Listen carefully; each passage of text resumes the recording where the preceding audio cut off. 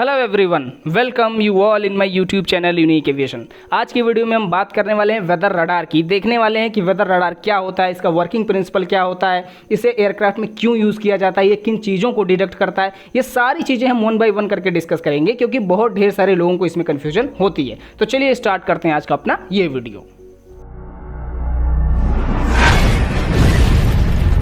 First of all thank you everyone. We all know aviation needs support. मैं अपना कर रहा हूं, आप अपना करिए। प्लीज वीडियो को एंड तक देखिए, लाइक करिए, शेयर करिए और सब्सक्राइब करिए। सबसे पहले हम बात करने वाले हैं कि वेदर रडार क्या होता है और ये कहां लगा होता है। तो ध्यान रखिए, वेदर रडार एक इलेक्ट्रिकल इक्विपमेंट होता है जिसका काम होता है कि वो पायलट को वेदर की इंफॉर्मेशन देता है। ठीक है, कहां के वेदर की इंफॉर्मेशन देता है? एयरक्राफ्ट के आगे की। तो सिंपल सी बात है, ये कहां पर लगा होगा? एयरक्राफ्ट के किसी फॉरवर्ड सेक्शन में लगा होगा और इसे जनरली हम इंस्टॉल करते हैं। जनरली क्या, मोस्टली कह लीजिए, इसको इंस्टॉल किया जाता है एयरक्राफ्ट की नोज में, यानी सबसे आगे वाले हिस्से पर। अब दिमाग में आता है कि इसे एयरक्राफ्ट में यूज क्यों किया जाता है। तो ध्यान रखिए, बहुत ढेर सारी ऐसी कंडीशंस होती हैं जिसमें एयरक्राफ्ट को फ्लाई नहीं किया जा सकता। इसी कारण से पायलट को यह जानना बहुत ही ज्यादा जरूरी होता है कि जहां पर वो फ्लाई करने वाला है, यानी एयरक्राफ्ट के आगे का मौसम कैसा है, वहां पर वेदर कैसा है। तो ये वेदर रडार का ही काम होता है कि वो वेदर कंडीशंस को डिटेक्ट करके पायलट को बताता है। जैसे कि आप कह लीजिए क्लाउड्स कितने हैं, वहां पर रेनिंग हो रही है, थंडर स्ट्रॉर्म है, हेल है, इन सारे कंडीशंस को वो डिटेक्ट करता है। डिटेक्ट करने के बाद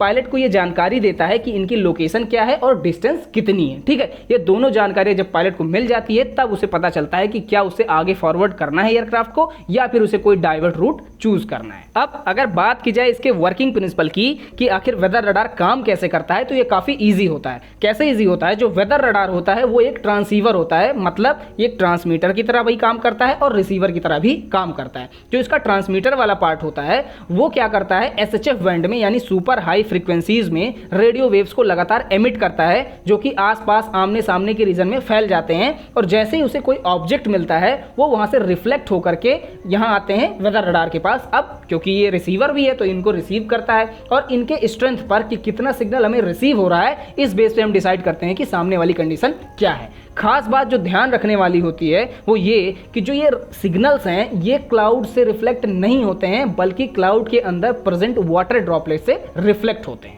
ठीक है, अब जो हमारा अगला सवाल आता है कि आखिर ये सारे इंफॉर्मेशन हमें कैसे पता चलते हैं, मतलब पायलट को ये सारी बातें कैसे पता चलती हैं। तो ध्यान रखिए, इलेक्ट्रॉनिक फ्लाइट इंस्ट्रूमेंट के एनडी यानी नेविगेशनल डिस्प्ले पर ये सारी इंफॉर्मेशन हमें 4 कलर से दिखाई जाती हैं। ठीक है, पहला होता है ग्रीन कलर, जिसका मतलब होता है कि सामने बहुत ही कम क्लाउड है, आप आराम से अपने एयरक्राफ्ट को वहां पर ले जा सकते हैं। दूसरा होता है येलो कलर, जिसका मतलब होता है कि थोड़े बहुत यानी ज्यादा क्लाउड्स हैं पर आप वहां पर जा सकते हैं, ये मीडियम कंडीशन होती है। ठीक है, इसके अलावा रेड कलर जो होता है वो ये शो करता है कि सामने का बादल यानी सामने के क्लाउड्स जो हैं वो काफी ज्यादा घने हैं, आप वहां नहीं जा सकते और पायलट को इन कंडीशंस को अवॉइड करना होता है।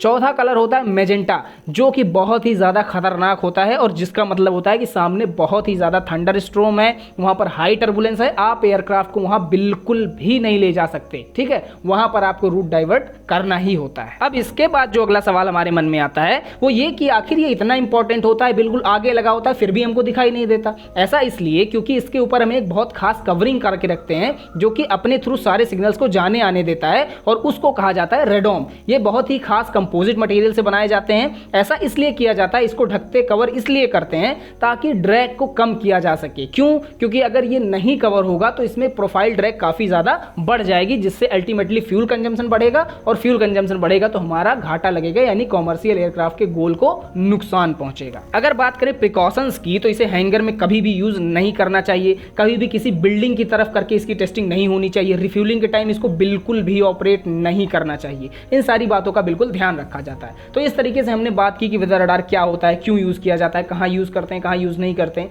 ये सारी बातें हो गई वेदर रडार के बारे में। अब अगर आपको वीडियो पसंद आई है तो प्लीज लाइक करिए, शेयर करिए, सब्सक्राइब करिए, सब तक पहुंचाइए ताकि सबकी हेल्प हो सके। Thank you.